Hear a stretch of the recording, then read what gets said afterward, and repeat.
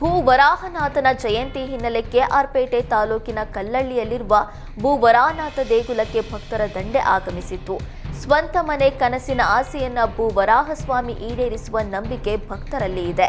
ದಕ್ಷಿಣ ಭಾರತದಲ್ಲಿಯೇ ಅಪರೂಪವಾದ 18 ಅಡಿ ಏಕಶಿಲೆಯ ಮೂರ್ತಿ ಈ ದೇಗುಲದಲ್ಲಿದೆ.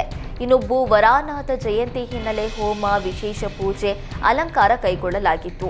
ಹಾಲು, ಮೊಸರು, ಎಳ್ನೀರು, ಜೇನುತುಪ್ಪ, ಗಂಗಾಜಲ ಸೇರಿ ವಿವಿಧ ಬಗೆಯ ದ್ರವ್ಯಗಳಿಂದ ಭೂವರಾಹನಾಥನಿಗೆ ಅಭಿಷೇಕ ಮಾಡಲಾಯಿತು.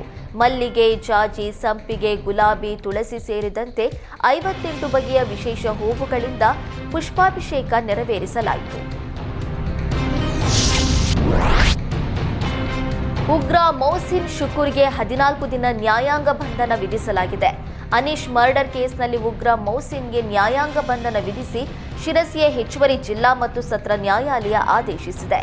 ಉಗ್ರ ಸಂಘಟನೆಗಳ ಜೊತೆ ಸಂಪರ್ಕ ಹೊಂದಿದ್ದ ಮೌಸಿನ್ 4 ರಿಂದ 5 ಬಾರಿ ಪಾಕಿಸ್ತಾನಕ್ಕೆ ಹೋಗಿ ತರಬೇತಿ ಪಡೆದುಕೊಂಡು ಬಂದಿದ್ದ. ಕಳೆದ 6 ವರ್ಷಗಳಿಂದ ಮೌಸಿನ್ಗಾಗಿ ಹುಡುಕಾಟ ನಡೆಸಿದ್ದ ಪೊಲೀಸರು 2 ದಿನಗಳ ಹಿಂದಷ್ಟೇ ವಿಜಯಪುರದ ಸಿಂದಗಿಯಲ್ಲಿ ತಲೆಮರೆಸಿಕೊಂಡಿದ್ದ ಮೌಸಿನ್ನನ್ನ ಬಂಧಿಸಿದ್ರು. ಇನ್ನು ಉಗ್ರ ಚಟುವಟಿಕೆ ಸಂಬಂಧ ಮೌಸಿನ್ನನ್ನ ಎನ್ಐಎ ವಶಕ್ಕೆ ಪಡೆಯುವ ಸಾಧ್ಯತೆ ಇದೆ.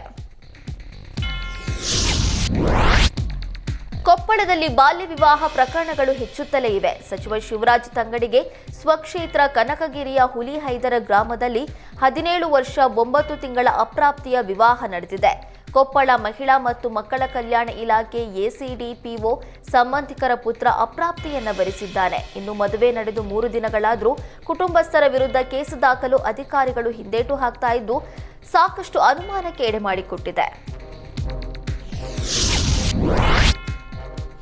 ಅಕ್ಷಯ ತೃತೀಯ ಪರ್ವದಿನವಾದ ಏಪ್ರಿಲ್ 30ರಂದು ಶ್ರೀ ಕೃಷ್ಣ ಮಠದ ವಸಂತ ಮಹಲ್ ಮಧ್ವ ಮಂಟಪದಲ್ಲಿ ಶ್ರೀ ಕೃಷ್ಣನಿಗೆ ಸುವರ್ಣ ತುಲಾಭಾರ ನಡೆಯಲಿದೆ. ಈ ಬಗ್ಗೆ ಪರ್ಯಾಯ ಪುತ್ತಿಗೆ ಮಠದ ಶ್ರೀ ಸುಗುಣೇಂದ್ರ ತೀರ್ಥರು ಮಾಹಿತಿ ನೀಡಿದ್ದಾರೆ. ತುಲಾಭಾರ ಸ್ಥಳದಲ್ಲಿ ಚಿನ್ನ ಖರೀದಿಸಿ ನೇರ ಸಮರ್ಪಿಸಲು ಹಾಗೂ ಹಳೆ ಚಿನ್ನ ನೀಡಲು ಅವಕಾಶವಿದೆ. ಜೊತೆಗೆ ಶ್ರೀ ಕೃಷ್ಣನ ಮೂಲ ವಿಗ್ರಹಕ್ಕೆ ಕನಕಾಭಿಷೇಕ ಮಾಡಿದ ಸುವರ್ಣ ಪ್ರಸಾದ ಪಡೆಯಬಹುದು. ಕೃಷ್ಣ ತುಲಾಭಾರಕ್ಕೆ ಬಳಸಿದ ಚಿನ್ನವನ್ನ ನೂತನ ಪಾರ್ಥಸಾರಥಿ ಸುವರ್ಣ ರಥಕ್ಕೆ ಉಪಯೋಗಿಸಲಾಗುವುದು. ಪಾರ್ಥಸಾರಥಿ ರಥವು ಸುಮಾರು 18 ಕೋಟಿ ರೂಪಾಯಿ ವೆಚ್ಚದಲ್ಲಿ ಸಿದ್ಧವಾಗಲಿದೆ. ಭಕ್ತರು ತಮ್ಮ ಸೇವೆಯನ್ನ ಆನ್ಲೈನ್ ಮೂಲಕವೂ ಬುಕ್ ಮಾಡಬಹುದು. ಅಂಚೆ ಮೂಲಕವೂ ಪ್ರಸಾದ ಪಡೆಯಬಹುದು ಅಂತ ತಿಳಿಸಿದ್ದಾರೆ.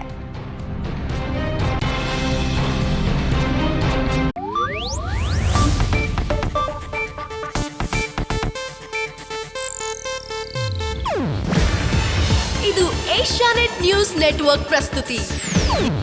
ನೀವು ನೋಡ್ತಿದ್ದೀರಾ ಏಷ್ಯಾನೆಟ್ ಸುವರ್ಣ ನ್ಯೂಸ್.